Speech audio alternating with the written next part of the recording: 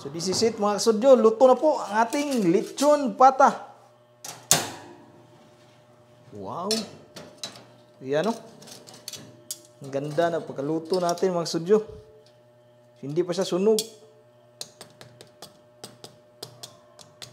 Tsaka mukhang crispy mga kasudyo.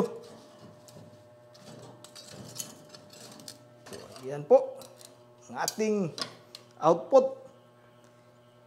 Lechon pata. Bisaya Studio. Wow. Kita niyo yan mga studio.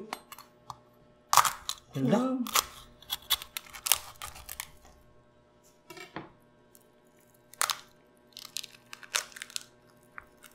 Wow. Mga naman. Thank you, Pang. Wow, ang lambot ng loob. Good day mga ka-studio. Today's episode po, magluluto ako ng lechon pata. Ito po yung pata na nabili namin mga ka-studio. Medyo maliit lang po ito siya. So yung style nito po, hindi buong lechon po. Yung pata lang talaga yung lelechonin. So ang gamit ko dito ay oven po. So tara, simulan natin to. So unang-una mga ka-studio, hugasan nyo po ng mabuti. So ito po, hugasan ko na. Tapos, ayan po, nakunan ko na ng mga balhibo ba. Wala na talagang mga balhibo yan. So, tapos, lalagyan natin ng butas yung loob. Loob ng pata para malagay itong mga ahos.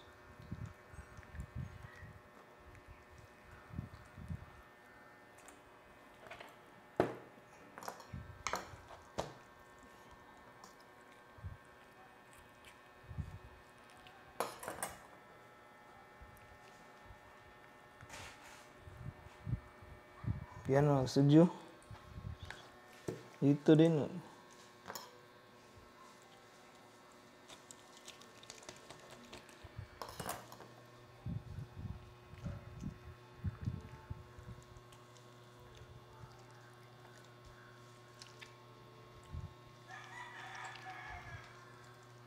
Para mayroong timpla yung loob ba.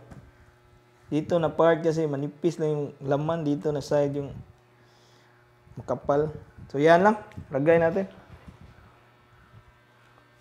Tapos ito mga studio, meron ako ditong suka. Papahira natin ng suka to. Kasi yung pata ba, medyo may amoy ito siya ba. So, pahira natin para mawala kunti yung kuha niya ba. Amoy. Kasi hindi natin to papakuluan ba. Kasi yung mga lechon, rekta na yan sa uling. Wala na yung pakulo. So ito, style natin dito, hindi din natin pakukuluan. Hiran ko po ng suka.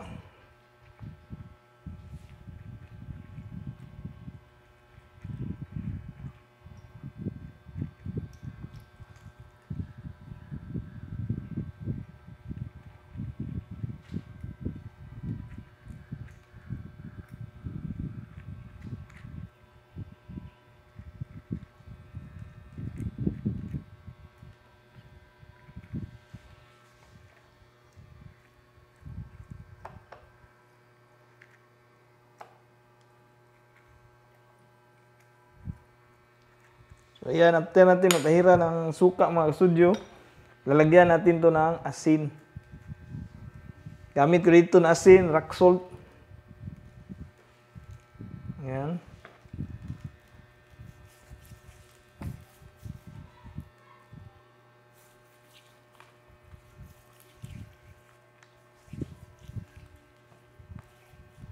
Bura natin ng asin.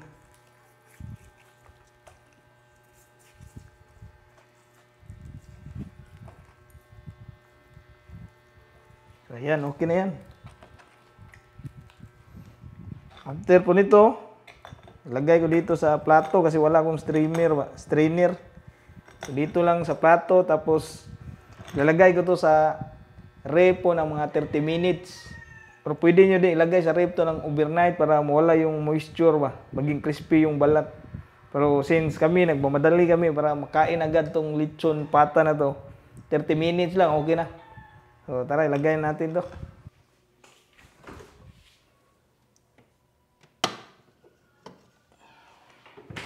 So after 30 minutes mga studio, ito na po. Galing sa refrigerator. So next na gagawin natin mga studio, papahira natin yung balat ng fresh milk. Pahira natin ang fresh milk. Para hindi umitim ba. May pagka reddish yung kulay na may pagka brown. Ayan, pahira natin ang maayos mga studio.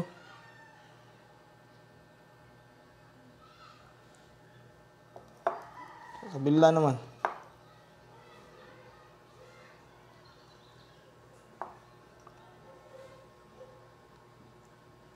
Yung iba po gumagamit dito ng Sprite or Coke, ganyan. Pero sa atin, itong gagawin natin, gagamitin ng fresh milk. Yung iba naman, gumagamit din ng evaporated milk.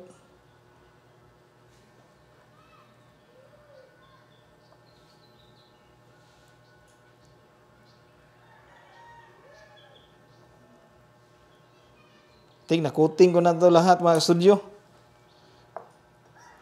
So, after ito mga studio, hayaan natin to siya ng mga 30 minutes bago natin i-bake para yung gatas ma-absorb talaga ng karne.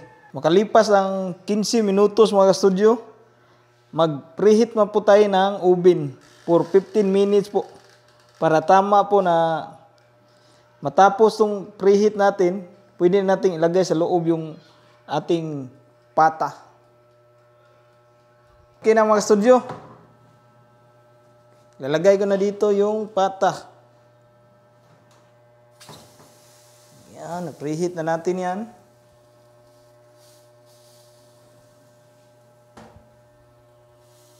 Yan po. I-set natin ang 190 degrees Celsius for 1 hour mga studio. Yan, hayaan natin yan. After 1 hour, balikan po natin. Yun. Time's up mga studio. After 1 hour po, update tayo.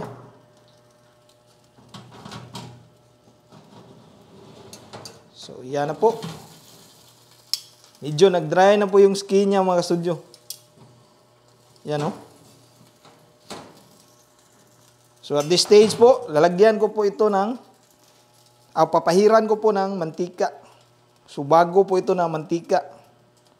So, ito yung ipapahid natin dito sa ating pata.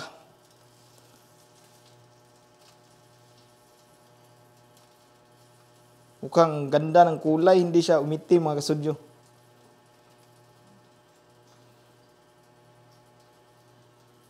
Tapos, babaliktarin natin to para ma-equal yung pagkaluto nila ba. Kasi mayroong part ng ube na mainit ba. For example, yung doon na part, mainit at saka dito sa malapit sa wall ba. Kaya dapat po, babalik tarin nyo po yan from time to time ba. So itong sa atin po, babalik tarin natin every 1 hour po.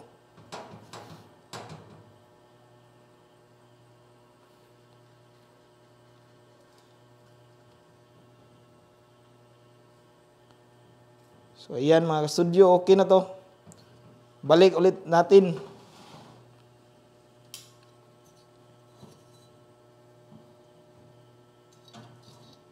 This time po, same po yung temperature natin po.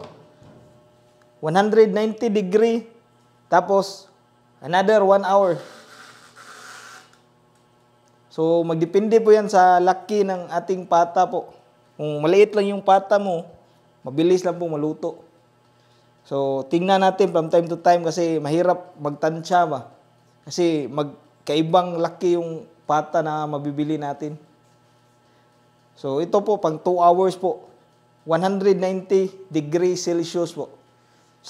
Kung i-convert nyo po yan sa Fahrenheit, nasa 370 Fahrenheit yan. Sa mga oven po na gumagamit na hindi Celsius ba. So, balikan natin mamaya mga ka-studio. Update tayo after 2 hours.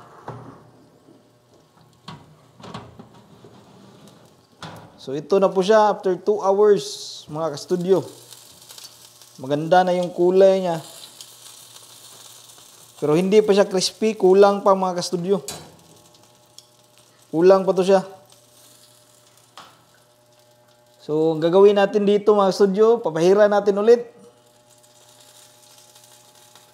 Kasi medyo nag-dry na siya ba. Yan, papahira natin. Tapos babalik ta rin ulit natin to. Para equal talaga yung pagkaluto niya ba. Yan.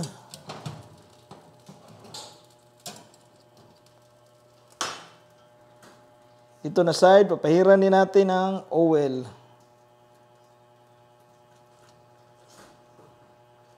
So, ginamit natin dito bago, hindi yung, kuhan ba, yung mantika na nilabas niya mga ka-studio. Para malinis talaga ba. So, ayan. Balik ulit natin. Same degree po, mag-add lang tayo ng same temperature, mag-add lang tayo ng another 1 hour. Pero check natin kasi medyo malapit na ito maluto mga studio. Kalipas ang 30 minutes mga studio, hindi pa natapos yung 1 hour na additional natin. Pero sa nakikita ko dito, mukhang malapit na siyang maluto. So nakita nyo ba ito? Update natin 2 hours and 30 minutes na po yung nakalipas. Pero sa nakikita ko mga studio, konti na lang yung kulang dito.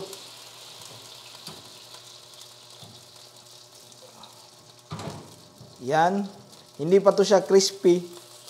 Pero mukhang luto na po sa ilalim niya. So, babaguhin ko na po yung temperature nito. Lalakasan na po natin para po yung goal na natin dito, yung balat po maging crispy na.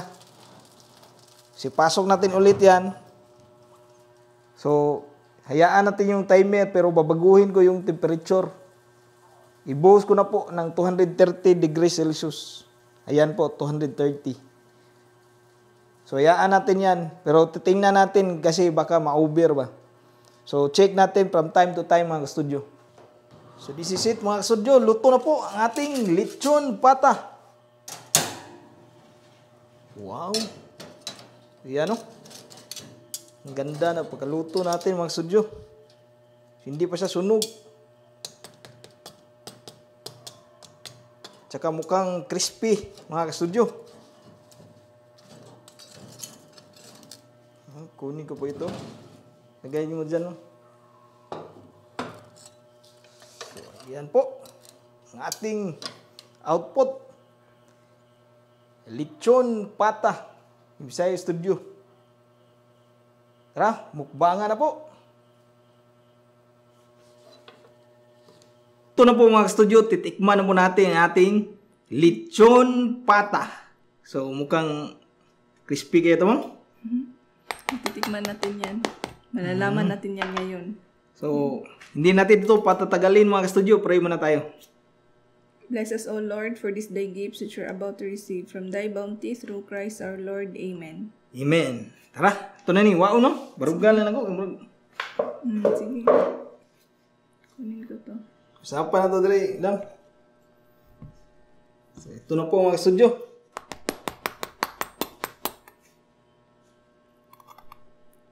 Wow. Kita niyo yan mga studio. Wow.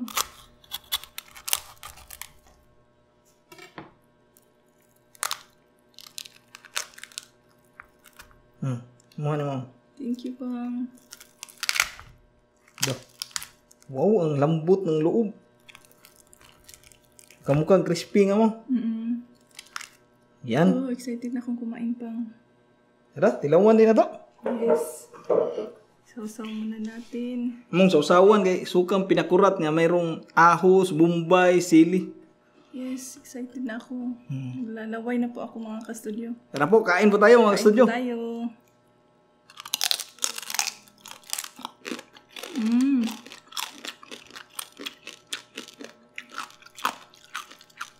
Sobrang crispy yun.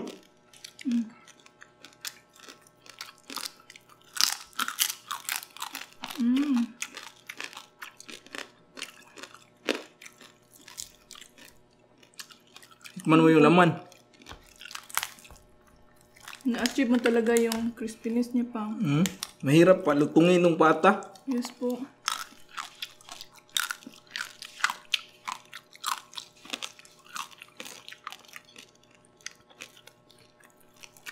Ito, naon ha.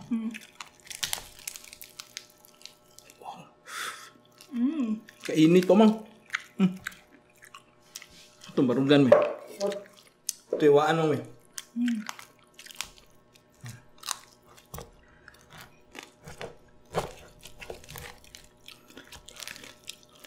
Wow, ang lambot. Oh, grabe. So, ayan yung maganda sa pata, no? So, sobrang lambot niya kahit hindi natin pinakuluan mga studio. Kana panit ay. Naglamian ng panit ay. Sobrang init na po. So, asupaw. Tunga ta pa. Hindi. Yan. Oh, grabe. Ito po. Yan. Hindi, sausaw na mo. Panit na sa.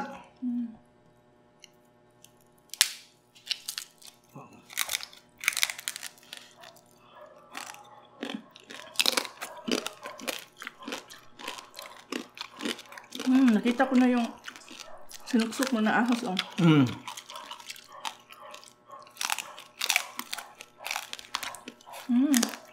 Ang laman, ang lambot.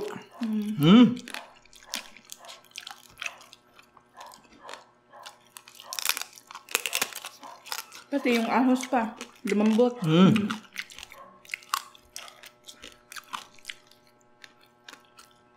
Laman mo. Okay pang. May malaking laman. Manatin. Yung ahos ba no? Ang lam... Ang bango. Ang bango. Ang lambot ng balat. Grabe po, ang sarap. Medyo matagal na din tayo din nakakain ito, no? 3 hours na luto.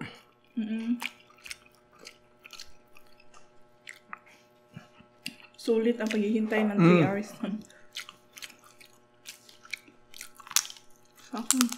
Wow.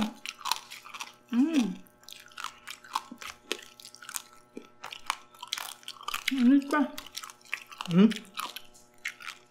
Laman mo kuha ka dyan, mang. Akong kitkito, no? Wow, grabe. Sobrang lambot.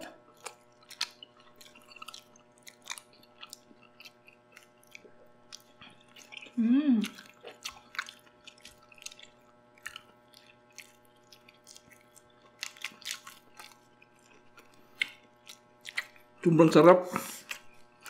Kakiyot na sa mga dahon pa. Ito na lang po yung natirang lettuce namin. Grabe talaga. Wow.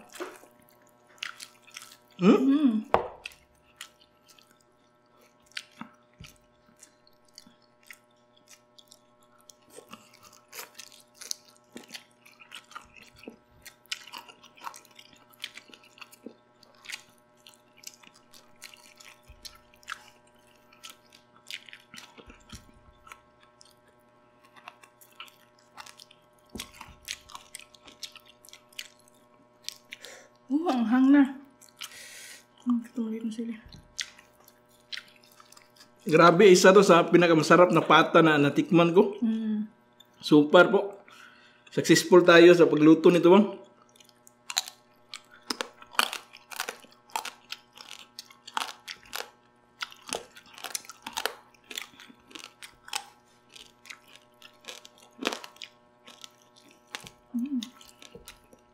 Init po.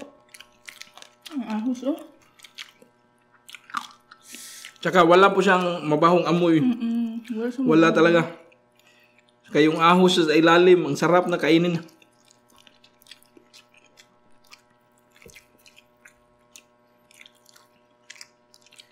Dapat pala pa yung milk talaga ilagay, no? Para hindi siya mapagod. Para maganda yung kulay.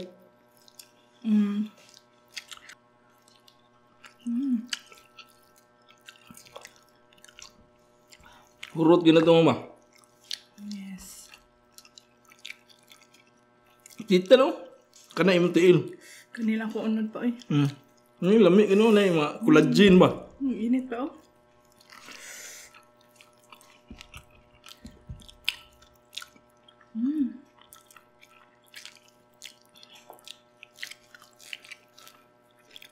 Sarap din ang usawa natin, Mang. Ang bango.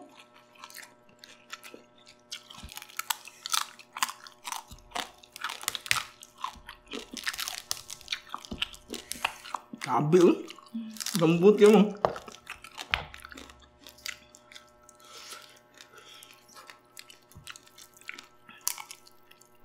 Hindi siya sumuno. Hindi siya nakakaumay. Sumul sa Tagalog, nakakaumay, ma.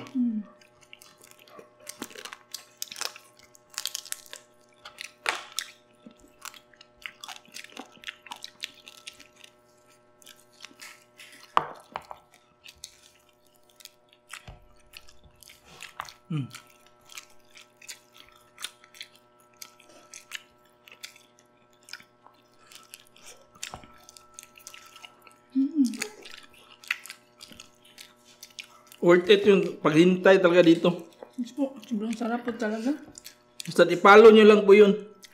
Yung last na part po, nilakasan ko na yung temperature. Tapos, babaliktarin nyo po from time to time para hindi masunog yung kabila ba. Maayos yung pagkaluto.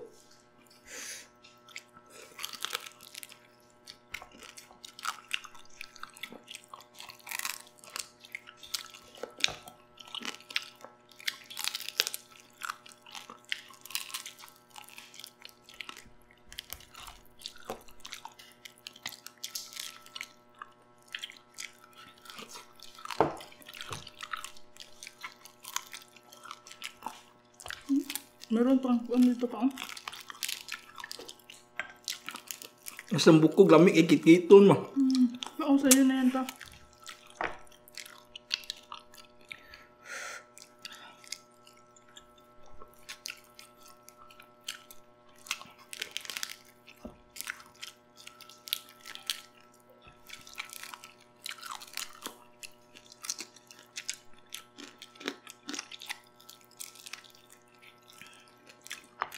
Sarap. Grabe, may binta to, Mang. No?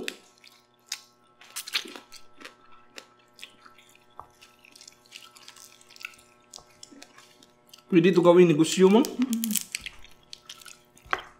Batok, ito pang. Kasi hindi talaga nakakaumay mga studio, ah. Ito. Lalo na mayroong suka. Ayan, grabe. Ubos na po. Kulang pa po.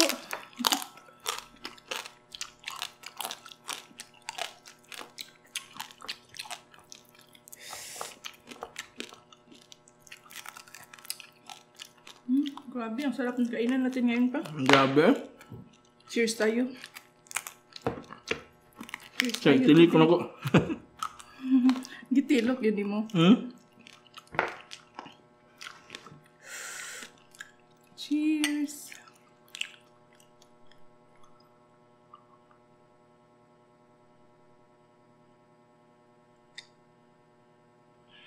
Shout out po muna kami. Shout out Ruel Gaddilaw, Gorfax TV, Meds Joe TV, Jovi Kate Asuncion Gabuli, Nation Hernandez, Mylene Regalario, Erica Arquiza, Papa and the Wiwing TV YouTube channel, Joanne Labong, Arinas Mariel Ann from Jensan, Nash Siliote and Mariel Comendador. So yun na po lahat mga stories. Sana po nag-enjoy kayo sa kainan namin today po. Kami po sobrang enjoy namin yung lechon pata po. So sundan nyo lang po yung nasa first tip, no? Yung sa first ng simula ng video po. Maraming salamat sa panonood sa episode nito. Bye for now. Kita-kits po tayo sa susunod na cooking at mukbang. Bye-bye!